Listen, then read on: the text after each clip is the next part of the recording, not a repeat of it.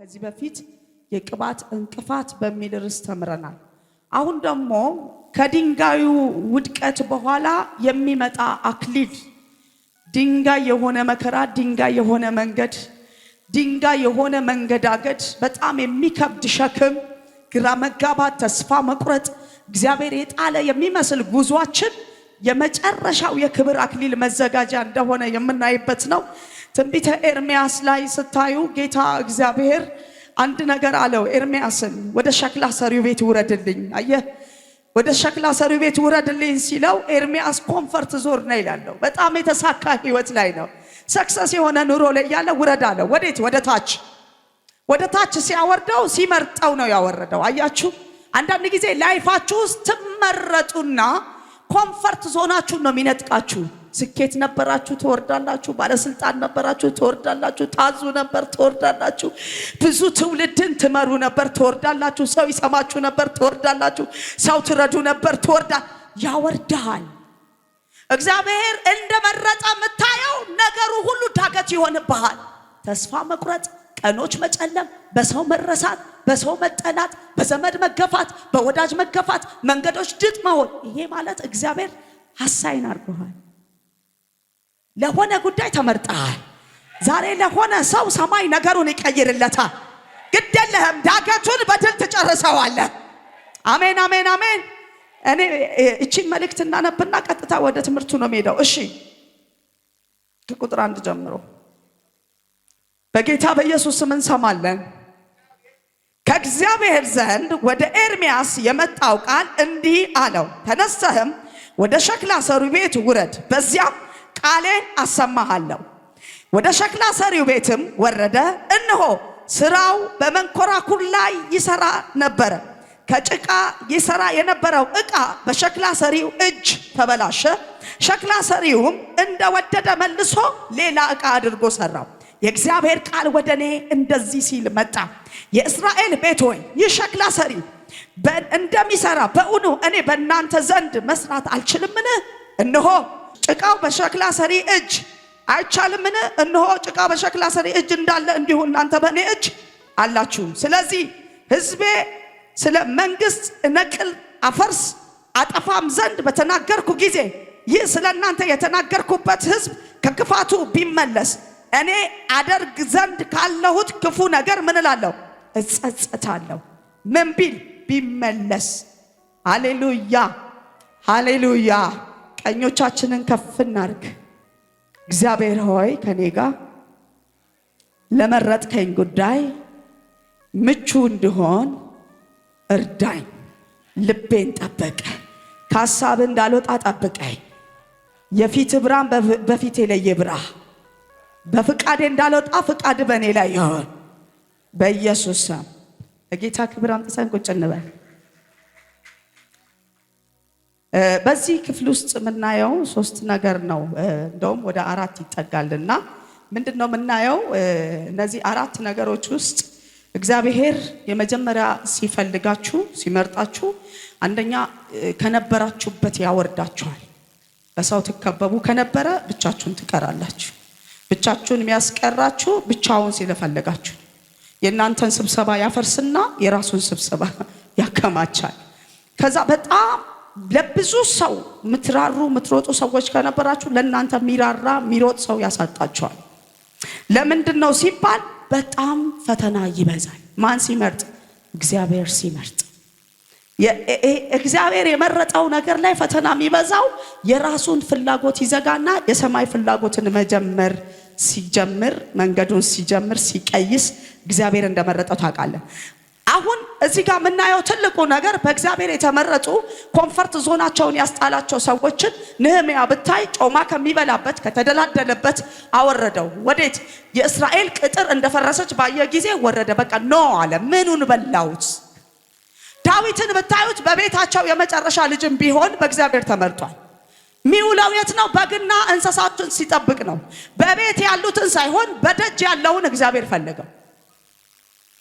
ዮሴፍን ብታዩት እንደምታዩት ዮሴፍ ወንድሞቹ መከል ህልመኛ ነው። ያማረ የተዋበ አባቱ ለብዙ ልጆች አልሰፋም። ለዮሴፍ ብቻ ቀሚስ ሰፍቶለታል። ያው በ7 ህብረ ቀለም ያማረች ቀሚስ ሰፍቶለታል። አሁንም ዮሴፍን ማን መረጠው? እግዚአብሔር መረጠው። እግዚአብሔር ሲመርጠው ማን ተነሳበት? ወንድሞቹ ተነሱበት። እግዚአብሔር የመረጠው ሰው ላይ ሰው ይነሳበት። ሰዎች በጣም ከተነሱባችሁ የእግዚአብሔር ጊዜ ደርሷል ማለት ነው። ነውጥ ከመጣ ግፊያ ከመጣ ሰዎች እናንተ መንካት ከጀመሩ ነገሮች እየተበላሹባችሁ ካሉ እግዚአብሔር ከእናንተ ጋር ጉዳይ ጀምሯል። ለምሳሌ አንድ ተማሪ ትምህርቱን ተምሮ የመጨረሻ ኤግዛም እና ኤግዚም የሚባል ፈተና ጋር ይደርሳል። ከዛ ያንን ፈተና ካለፈ ነው ወደ ስራ የሚወጣው። መጀመሪያ ትምህርት ቤት የነበረውን ላይፉን ትምህርት ቤት ጥሎ አዲሰኛው ላይፍ ላይ ነው የሚጀምረው። ስለዚህ አሁን ምንድነው ትልቁ ነገር? ፈተና የሚበዛው አንደኛ እግዚአብሔር አንተ ያከማቸውን ወይንም አንተ የገነባኸውን ግንባታ አፍርሶ የራሱ እስክትሆን ድረስ ያፈራርሳል፣ ያጋጭሃል። ይወሰድ የተማረው አፉን ይከፍትብሃል፣ ያልተማረው አፉን ይከፍትብሃል፣ የሚያውቀው አፉን ይከፍትብሃል፣ የማያውቀው አፉን እዚህ ጋር ግባ ማትለው አፉን ይከፍትብሃል፣ ትልቁም አፉን በጣም መላገጫ የሆንክ እስከምትመስል ድረስ የብዙ ምላስ አንተ ላይ ይለቀቃል።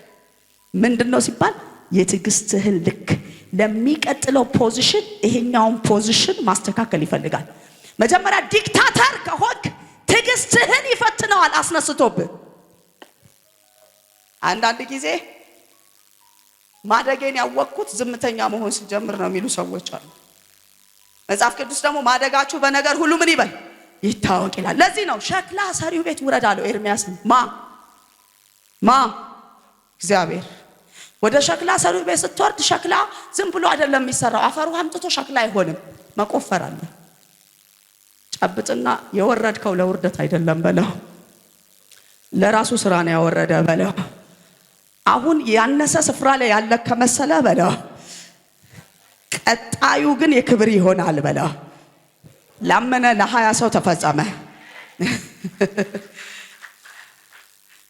አሜን ነው። ወረደ ኤርምያስ። ሂድ ውረድ አለው። በቃ ሐሳይን አድርጌሃለሁ፣ መርጬሃለሁ፣ ካንተ ፐርፐዝ አውጥቼ ወደ ራሴ ፐርፐዝ ከትቼሃለሁ፣ ውረድ ሸክላ ሰሪው ቤት አለው። ተምረን ስንጨርስ ልክ መጨረሻው ላይ ፕራክቲስ እንወጣለን። ኤርምያስን እግዚአብሔር ፕራክቲስ የላከው ነው የሚመስልህ። ወረደ ኤርምያስ ሆይ ሸክላ ሰሪው ሸክላውን በመንኮራኩር እንዴት እንደሚሰራ ቼክ አድርጋለሁ።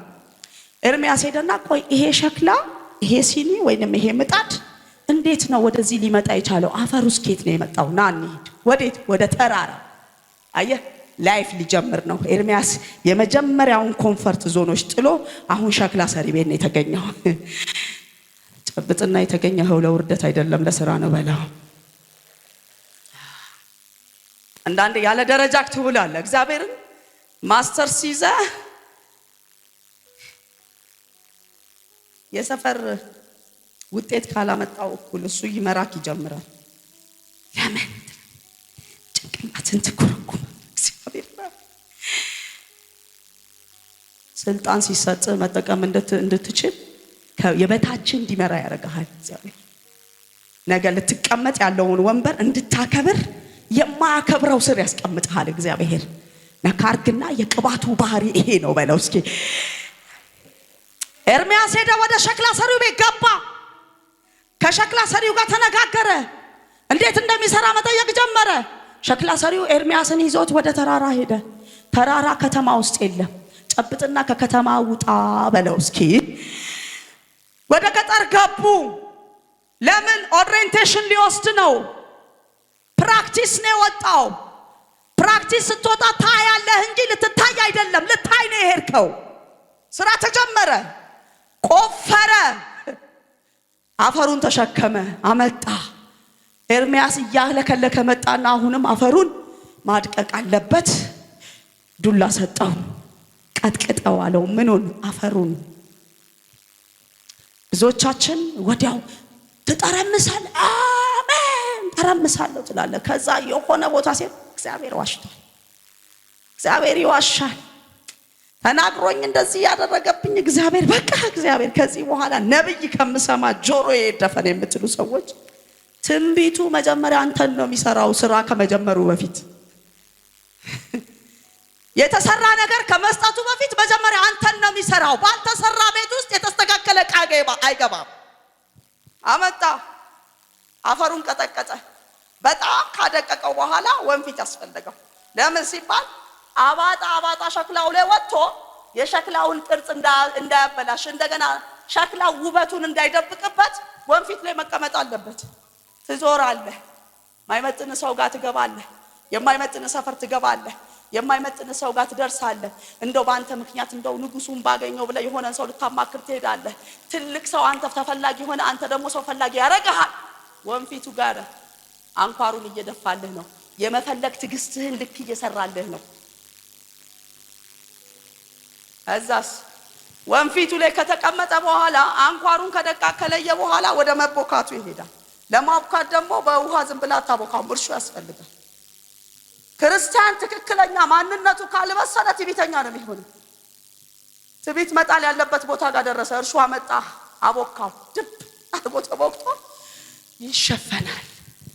ኤልሳቤጥ መልአኩ መጥቶ ካበሰራት በኋላ ተሰወረች ይላል። ምን አለች ይላል? ተሰወረች። ሙሴ ከተወለደ በኋላ ምን አለችው? ሰወረችው ይላል። ይሄ ጭቃ ከተቦካ በኋላ ምን መሆን አለበት? መሸፈን።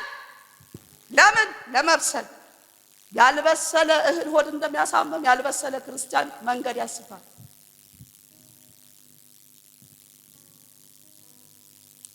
የበሰለ ድንች መታኘክ አይፈልግም፣ ማላመጥ እንጂ። ቀጥታ ተከደነ፣ ተሸፈነ። መብሰሉን ቼክ ማድረግ ፈለገ። ነካ ሲያረገው እጁ ላይ ከቀረ ጭቃው አልበሰለም። ነካ ሲያረገው ግን ጭቃው እጁ ላይ ካልቀረ በስሏል።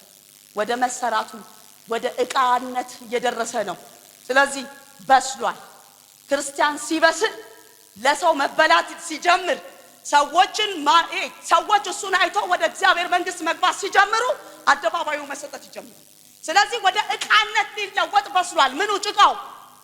አሁን መከራህን ለሰው የምታስተምርበት ጊዜ እስኪደርስ ድረስ መሸፈን አለብህ።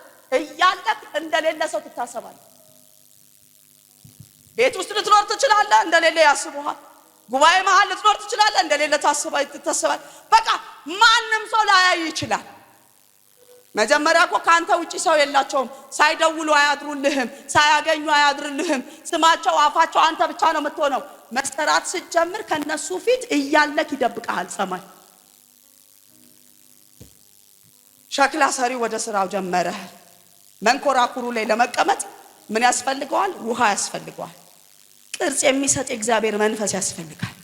ዛሬ ቅርጽ ያጣ ኑሮህን ቅርጽ እየሰጠ ያስቀጥልሃል። ከዛስ ቀጥታ መንኮራኩር ላይ ያስቀመጠ ማሽከርከር ጀመረ። ምን ሲኒም ይሁን ጀበናም እያሽከረከረ ቅርጽ እንዲህ ሲያረገው በሸክላ ሰሪው እጅ ሲበላሽ ድጋሚ መስራት ይጀምራል። እግዚአብሔር ኤርሚያስን የላከው እንዲማርና እንዲያይና ለነገው ቀጣይ እንዲያስተካክል ነው። በአንድ ወቅት ሶስት ሰዎች በመንገድ ላይ እየሄዱ ይመሽባቸዋል። ሶስት ሰዎች በመንገድ ላይ እየሄዱ ይመሽባቸውና በጣም ይጨልምባቸውና አንድ ዋሻ ውስጥ ደረሱ። ዋሻው ጨለማ ነው። እዛ ውስጥ ገብተው ለመደበቅ እያሉ በጣም ከባድ ጨለማ ስለሆነ አንድ ድምጽ መጣ። ከዚህ ዋሻ ስትወጡ ባዶ እጃችሁን እንዳትወጡ፣ ሶስታችሁም ድንጋይ ይዛችሁ ውጡ፣ ባዶአችሁን እንዳትወጡ ሲባል አንደኛው እንደዚህ አለ፣ ተራራ ሸለቆ ቁልቁለት መውረድ ሳያንሰኝ አሁን ደግሞ ድንጋይ ተሸከም ይለኛል እንዴ አለ። ሁለተኛው ደግሞ እንግዲህ ካለ አይቀር የሚል ጥቂት ድንጋይ ያዘ። ሶስተኛው ግን በጣም በኃይለኛው ሞልቶ ያዘ። ከዛ መንጋት ጀመረና ነክቶ ከሸለቆ ወጥተው ፀሐይ ሲወጣ የያዙት ዕቃ የከበረ ድንጋይ አልማዝ ሆነ። የመጀመሪያው እንደዚህ አለ፣ ወይኔ ተበላው፣ አንሳ እንደተባልኩ ባነሳ ኖሮ ህይወቴ ይቀየር ነበር አለ። ሁለተኛው ደግሞ ወይኔ ከጀመርኩ አይቀር ሞልቼ ባነሳለ። ሶስተኛው ህይወቱ ተቀየረ። ወገኖቼ እግዚአብሔር በሚወስዳችሁ ቦታ በድምፁ መውጣትና መግባት ይሁንላችሁ። ሰምተውት ቢሆን ኤርሚያስ እግዚአብሔርን ሰምቶ የማይመጥነውን ቢሆን ከሸክላ ሰሪው ጋር የሚገርም ትምህርት እየወሰደ ነው። ስለዚህ ዛሬ እግዚአብሔር ምን ብሎህ ነበር? ቁጭ በል ብሎሃል፣ ተለይ ብሎሃል፣ መንገዶች ከብደውሃል። እግዚአብሔር ካንተ ጋር ስራ ጀምሯል። ዛሬ እግዚአብሔር ወደ ስራው ያስገባችሁ።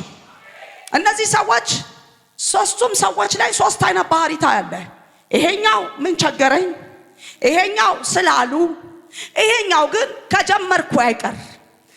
ሸለቆ ወርጃለሁ አይደል? ሸለቆ ከባድ ቦታ ነው፣ የዋጋ መክፈያ ቦታ ነው፣ አስፈሪ ቦታ ነው፣ አውሬም ሊያገኘኝ የሚችል ቦታ ነው። ከገባው አይቀር ባዶ እጄን ለምን ልውጣ ብሎ የወጣው ሰው ጥበበኛ ሰው ነው። በመከራ ውስጥ ማለፍህ ካልቀረ ኮምፈርት ዞንህን ልቀቅና እግዚአብሔር ወደሚል ግባ። በዛ ውስጥ ስኬት አለበት። እና ኤርሚያስ ሸክላ ሰሪው ጋር ዋለ አደረ። ሸክላው ተሰራ፣ ወደ መለብለቡ ደረሰ። አንደኛ አፈር ያመጡበትን ቦታ አይቷል። የቱ ጋ ነው ለሸክላ የሚሆነው ምርት ያለው? እግዚአብሔር ወደ ህይወት ሲመጣ ቻሌንጅ ፉል ሲያደርግ አንደኛ ሰው ትለያለ፣ ሁለተኛ ቦታ ትለያለ፣ ሶስተኛ ውሳኔ ትወስዳለህ። እግዚአብሔር ለሶስት ነገር ወደ አንተ ይመጣል። በዙሪያ ያሉትን ማቆም ያለብህን እያስቆመ፣ መቀጠል ያለብህን እያስቀጠለ፣ መስራት ያለብህን እንድትሰራ አድርጎ ነው እግዚአብሔር ወደ ህይወት የሚመጣው። እና በጣም በከባዱ ፈተና የታገሰ ሰው ለዚህ ነው ትንቢተ ኢሳይያስ ላይ ምን ይላል? እናንተ ከጭቃ የተፈጠራችሁ እንደ ጭቃ የምትቆጠሩ አይደላችሁም? ምን ይላል ኢሳይያስ ላይ? አይደላችሁም? ምን ሰሪው ለምን ይሄንን አደረክ ትለዋለህ? ለምን ፈተና በዛህብኝ ትላለህ? ከምታጉረመርም መውጫ እንዲሰጥ ጸልይ፣ በር እንዲስተካከል ጸልይ፣ እግዚአብሔር ባስጀመረ ነገር መቀጠል እንድትችል ጸልይ፣ እግዚአብሔር ጀምሯል እንዲጨርስልህ ጸልይ። ለምን ቀጥታ ሙሴ ጋር ስትሄድ ከፈርዖን ቤት ከሚገርም ከዛ ከተሳካ ከንግስና ቤት ወረደና በምድረ በዳ በጎች ጥበቃ ነው የወረደው። ከከፍታ ካወረደ ለከፍታ መርጦሃል ማለት ነው። በፈተና የሚጸና እሱ ምን ያለ ነው? እግዚአብሔር ያንን ኮምፈርት ዞንን ሲነሳ ለራሱ ስራ ስለሚፈልግ ነው። ለራሱ ስራ ፈለገ ማለት ደግሞ ነገሮችን ያንተን ያስጥልና የራሱን ያስይዛል ማለት ነው። ለምሳሌ ሁለተኛ የብቸኝነት ስሜት እንዲሰማ ያደርጋል። ለምትጽፉ ሰዎች እግዚአብሔር ብቻውን መራው፣ ከሱ ጋርም ሌላ አምላክ አልተጨመረበትም። እግዚአብሔር የምድረ በዳ ጓደኛክ ሊሆን ብቻህን ያስቀርሃል። እግዚአብሔር ያንተን ስራ ብቻውን ሰርቶ ሊጨርስ ብቻውን ያስቀርሃል። እግዚአብሔር በከተማው ላይ መነጋገሪያ ሊያረግ ብቻህን ያስቀርሃል። ያቺን ሴት አይታችኋታል? ነገሥት 4:4 ላይ አንቺና ልጆችሽ ግቡና በሩን የኋሊት ዝጊ አላት። አንደኛ ባሌ ባሪያ እንዳንተ አገልጋይ ነበር፣ ግን እዳ ጥሎብኝ የሞተው ባለዳ ልጆችን ሊወስድ ነው አለች። ወደ ነብዩ ሄደሽ ነብዩ አጭር ትእዛዝ ነው የሰጣት። ነካርግና ዛሬ አጭር ትእዛዝ ከሰማይ ይመጣል በለ። አጭር ትእዛዝ በቤትሽ ምን አለ? ዛሬ ብቻዬን ነው ለምትል ሰው ሰማይ ዘንበል ይልልሃል። አጭር ትእዛዝ በቤትሽ ምን አለ? በቤቴ የዘይት ማሰሮ ነው ያለው። ኦኬ፣ በቤታችሁ ስራ አልቆመም ማለት ነው። ከነጭራሹ አሟጣችሁ ዘይቱን አላባረራችሁትም ማለት ነው። ከጎረቤት አምጪ፣ እንዳታሳንሺ፣ ተዋሺ። ይቺ ሴትም ሮጠች፣ ከጎረቤት አመጣች፣ አስገባች። ከዛ አንድ ትእዛዝ ሰጥቷታል፣ አንቺና ልጆችሽ ብቻ። ዛሬ የሆነ ሰው ለብቻው ይወጣዋል፣ ለብቻው ይሻገረዋል፣ ለብቻው ያመልጠዋል። የብቸኝነት አምላክ እንደ ብዙ ሺህ ኮቴ ያደርጋል። እና ብቻዋን ስለሆነች ባለዕዳ ሁሌ ሲመጣ እላይዋ ላይ አክሽን ነው የሚያሳያት። ለካ ቅባት ያስንቃል። ሊያከብር ሲል ነው የምትናቀው። ከዛስ ልክ ወደ ቤቷ ምንጩ ሲጀምር፣ የቅባቱ ምንጭ ሲጀምር በር ሲያንኳኳ እንኳን ድንጋጤ ነው የጠፋው። ዛሬ ያስደነገጣችሁን የሚያስደነግጥ የእግዚአብሔር ክብር ወደ ቤታችሁ ይምጣ። እንድትሸሸጉ ያደረገ ክፉ ከቤታችሁ ይመጣ። ብቻ ቀጥሎ በብቸኝነት ጉዞ ስታዩት ሙሴ በበረሃ ሄዷል፣ ዮሐንስ በደሴት ሄዷል፣ ጳውሎስ በኤርማቴ ምድር ብቻውን ነበር። በብቸኝነት ወራት ህዝብ ሊያረጋችሁ ብቻውን ያረግና ብቻውን ይመራችኋል። አሜን። ስለዚህ የእግዚአብሔር ዓለም የብቸኝነት ስቃይ ነው። የእግዚአብሔር ዓለም የብቸኝነት ስቃይ ነው። የብቸኝነት ስቃይ ከሱ ጋር ስትሆን አለ፣ በህዝቡ ዘንድ ግን ብቻህን ነህ። ብቸኝነት ለብቻ መሆንን ይለይና የብቸኝነት ስቃይ ያደርገዋል። የእግዚአብሔር ዓለም ለሰው ዓለም ነው የማይገባው። የመጨረሻ የሚገርመኝ የቱ ጋር እንደሆነ ታውቃለህ? የእግዚአብሔር ታላቅነት እንዲታይ ብቻህን ያስቀርሃል። የማ ታላቅነት? አንድ ጊዜ ንስር እንደምታውቁት እንቁላሎቿን ከጣለች በኋላ ልትፈለፍል ስትል መጀመሪያ ቤቷን ነው የምትሰራው። ንስር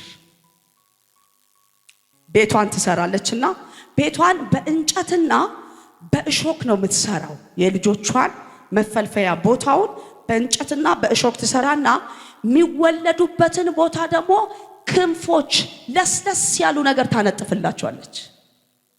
ወልዳ ጊዜያቸው ደርሶ መብረር ሊጀምሩ ሲሉ ኮምፈርት ዞናቸውን ትወስዳለች። ይሄ ተደላድለው ሙቀታቸውን እየጠበቁ የሚተኙበትን ያንን ላባቸውን የጤፍ ገለባቸውን እነሱን እንቅልፍ እንዲወስዱ እንዳይወጡ ያደረጋቸውን ሙቀት የሚሰጣቸውን ነገር ሳፕ ሳፕ ሳፕ እያደረገች ታወጣና ገለባውንም ኮምፈርት ዞናቸውን ከነቀለች በኋላ እሾኩ ላይ ታደርሳቸዋለች።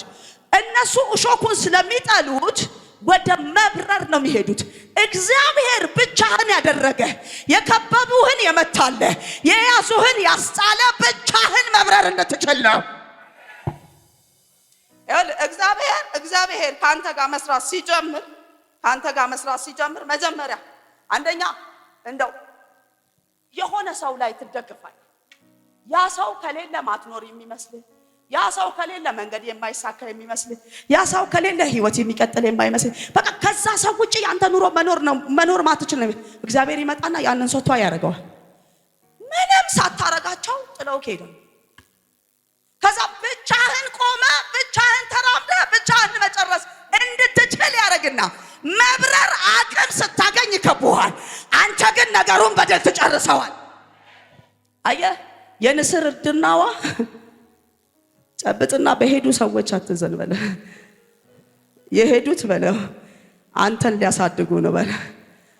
አላድግ ስላልከው እግዚአብሔር መጀመሪያ የሚመታብህ ዙሪያ ያሉትን ወዳጆችህን ይመታብሃል፣ ወገኖችህን ይመታብሃል፣ ቤተሰብ አልባ ያረጋሃል። ከዛ ንስር ልክ ሾኩ ሲወጋቸው አየር ላይ መብረር እንዲቸሩ ታረጋቸው፣ ታለማምዳቸዋለች። ለምሳሌ እኔ ሕፃን ልጅ ዳዴ ብዬ ነው ማስጀምረው አይደል?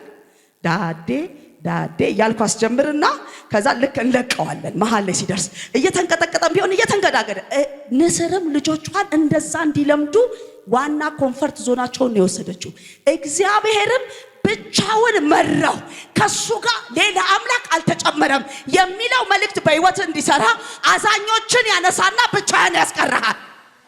ዘንድሮ ይኸውልህ ብቻህን ትወጣዋለህ፣ ብቻውን ትጨርሰዋለህ። ብቻውን ምን አለው? ከሱ ጋር ሌላ አምላክ በቃ ይሄንን ነው የምፈልገው። በነገራችን ላይ የኔ አባ መላክ ጉመኛ ነው፣ ቀልድ አያውቅም፣ በክብሩ አይደራደርም። በሱ ስራ ሌላ ሰው እንዲወደስ አይፈልግም። ስለዚህ ዛሬ ስለሄዱባችሁ ሰዎች ማዘን አቁሙ። አሜን አሜን። እስኪ አላዝንም በላይ ድገም፣ አላዝንም በላይ አናዝንም። ለምን ሲባል አክሊሉን የምታረገው አንተ ነህ እንጂ እነሱ አይደሉም። ሽልማቱ ነገ የሚመጣው አንተ ጋር ነው እንጂ እነሱ ጋር አይደለም። ሽልማትህን እንዳያዘገዩ ደግሞ ዞር ያረጋቸው ሰዎች ላይ አትጸጸት። መጸጸት አቁሙ። ለምን? እግዚአብሔር ሲመርጥህ ብቻህን የመረጠ። ለምሳሌ ወደዚህ ምድር እንደመገባ ድምፅ የሰማሁት እኔ ነኝ እንጂ ባሌ አይደለም። አብርሃም ጋር ብትመጣ አብርሃም ውጣ የሚለውን ድምፅ የሰማው አብርሃም እንጂ ከአብርሃም ጋር የተከተለው ሎጥ አይደለም። አብርሃም አስከትል ያልተባለውን አስከተለ። ከዛ የአብርሃም በረከት እየበዛ ሲመጣ፣ የአብርሃም ሰክሰስ እየፈጠነ ሲመጣ፣ ምንጮቹ እየበዙ ሲመጡ፣ ከብቶቹ እየበዙ፣ እርሻው እየበዛ ሲመጣ፣ ሳሩ ጋጣው ምናምን እየበዛ ሲመጣ ሎጥ አጎቱ ነው አይደል እንዴ? በቅናት ተናደደ ይላል። እግዚአብሔር የሚያረቅላችሁን ነገር እናንተ ለምን የሙጥኝ ትላላችሁ? ፊውቸርህን አይቶ ያራቀልህን ነገር አንተ ሲዝንህ ላይ ካልተጣበቅኩበት አውርዶሃል። አዎ ለምን? እያስተማረክ ነው። አውርዶ ነው የሚያስተምርክ። እኔ ምን ቆይ ፑልፒት ይዣለሁ፣ ማይክ ይዣለሁ መድረክ ላይ። አሁን ወረድኩ። እግዚአብሔር በባህሪው ስትወርቅ ማንሳት እንጂ ቆመክ ማንሳት አይፈልግም። ወረድኩ። እዚህ ጋር ነኝ ያለሁት። ለትምህርት ነው። ማይክም አልያዝኩም ምንም አልያዝኩም። ወርጃለሁ። ሁሉም ሰው እያየ ነው የሚያልፈኝ። መጀመሪያ መድረክ ላይ ያለው ለሁሉም ሰው ታያለሁ። ሁሉም ሰው ይወደኛል፣ ሁሉም ሰው ይቀርበኛል። አሁን ግን ወርጃለሁ። ማንም ሰው እያየኝ አይደለም። ኖርማሊ ከመውረድም ያለፈ ተረስቻለሁ። በዚህ መሃል እግዚአብሔር ማንን ነው ቼክ እያደረገው ያለው? ትዕግስቴን፣ ጥበቃዬን፣ አቅሜን፣ ንግግሬን፣ ልቤን ቼክ ያደርግና እዚሁ ቦታ ላይ ቁጭ ብዬ ጠብቄዋለሁ። ይመጣና ያነሳኛል። ከመጀመሪያው ቤት ክብር ይልቅ የኋለኛው ቤት ክብር ይበልጣል። የእግዚአብሔር ዓለም መጀመሪያ የነበረው ነው አይደል? ደስተኛ ያደረገ እሱን እግዚአብሔር አልተደሰተበትም። አንተ ምናልባት ተሳክቶልኛል፣ መጀመሪያ የነበርኩበት ቦታ አንቱ ተብያለሁ፣ ሰዎች አክብረውኛል ምናምን ብለህ በጣም ቀብረር ብለህበት እግዚአብሔር እሱ አልተመቸውም። እግዚአብሔር የሚመቸው ከፍ ብለህ አንተ አመቻምቻ ቁጭ ያልክበትን አውርዶ ከዛ ይወስድህና ደግሞ ዋናው ጋር ያስቀምጥሃል። ስለዚህ አሁን ማጉረምረም አቁሙ ማጉረምረም። በቃ እግዚአብሔር የሚመቸውን ያርግ ባንተ ላይ። እኔ ማለት አንድ ጥያቄ ልጠይቅህ። በጣም ሌክቸሪ ሃውስ ውስጥ አግዳሚ ወንበር ይቀመጣል። በቃ እግዚአብሔር አንተን ግንባታ እያፈረሰ ነው። አትጸጸት። የከበረ ነገር ትፈልጋለህ አይደል? ውርደቱን ቅመሰው፣ መታውን ቅመሰው፣ መታሰርን፣ መገፋትን፣ በውሸት አጭበርብረው ገደል ሲከቱ ተቀበለው። ነገ በአንተ ምክንያት ትውልድ እንድድን ነው እያደረገ ያለው።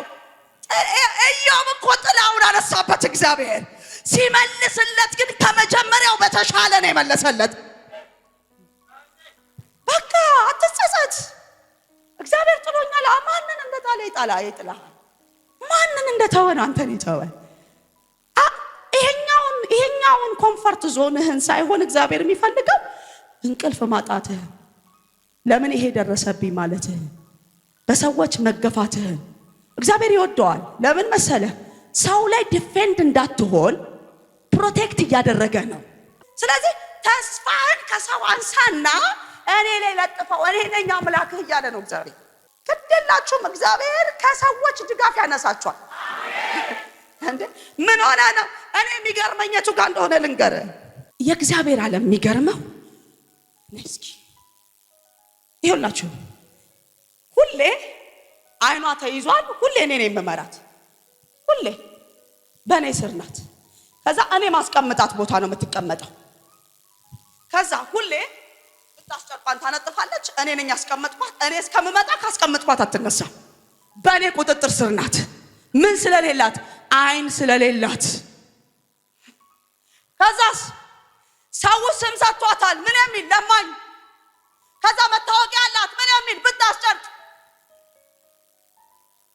ሁሌ የሚጠሯት ለማኝ። ቀጥሎ መታወቂያ ብታስጨርቅ የታልጨርቁ ሳንቲም የሚጣልበት ያለፈ ሁሉ ሳንቲም ይጥላል። እግዚአብሔር ተመችቶታል። ይሄ ለምን እንደተመቸው ልንገርህ። ከሰው እጅ ሲያላቅቀው ከሰው ተስፋ ይጓደላል። ሰው ላይ ተስፋ ከማድረግ ያቆምና እግዚአብሔር ለዲፌንድ ይሆናል። አሁን እዚህ ጋር ሁሌ ጧጧትን ማመጣት እኔ ነኝ፣ መመልሳት እኔ ነኝ፣ ማመጣት እኔ ነኝ፣ መመልሳት። ስንት ብር እንደተሰጣት እንኳን አታውቅም። እኔ ቆጥሬላት። ዛሬ እግዚአብሔር የሆነን ፋሚሊ ከሰው ተከሻ ያወርዳል። አይመርም፣ አያበሳጭም። ዛሬ እግዚአብሔር ነገሩን ያላቅቃል። እና አንድ ነገር ሆነ በከተማው ላይ። ኢየሱስ በከተማው እንደሚያልፍ ሰማ። አንድ ብቻውን የተገፋ ሰው አለ፣ አፍህን ዝጋ የተባለ ሰው። አንተ ለክብር ነገሩ የተገለበጠው። አሜን አሜን።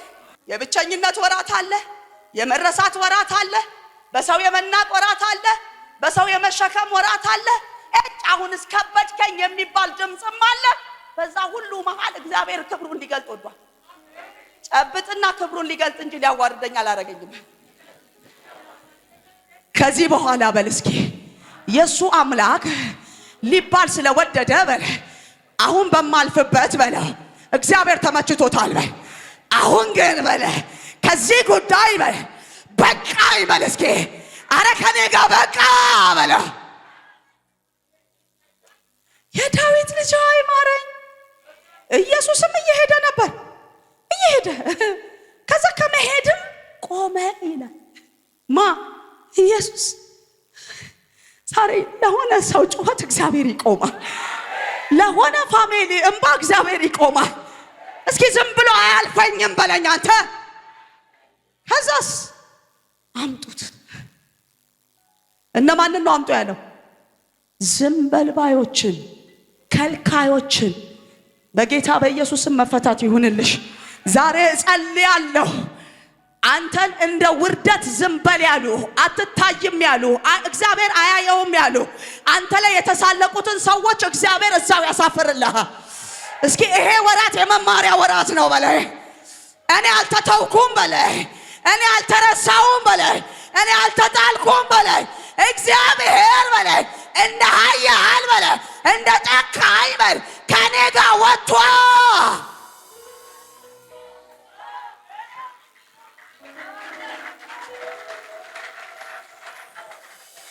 ማንን እንደረሳ ይረሳሃል። ማንን እንደጣለ ይጥልሃል። ለራሱ ስራ ፈልጎህ እንጂ ለአንተ ስራ አይደለም ይሄው ሊያመጣብህ። እግዚአብሔር ምስክሬ ነው። ብታምኑም ባታምኑም እግዚአብሔር ስለመረጣችሁ ነው ይሄ መንገድ የገጠማችሁ። እግዚአብሔር የመረጣችሁ ሰዎች መልእክት አለኝ። አሁን እያለፍክ ያለኸው እግዚአብሔር ለራሱ እየሰራክ ነው።